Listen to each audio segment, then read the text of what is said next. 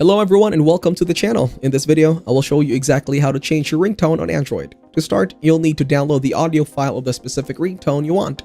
Once downloaded, ensure the file is in a location that you can easily access, such as the Downloads folder. Now head over to your Settings app on your phone. Now navigate to the folder where you're saved your downloaded audio file. Go to Downloads, select the desired audio file and click Save.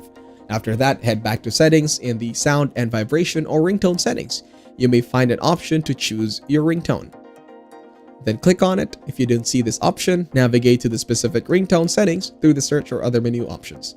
Look for ringtone if you don't immediately see the option for sound and vibration settings.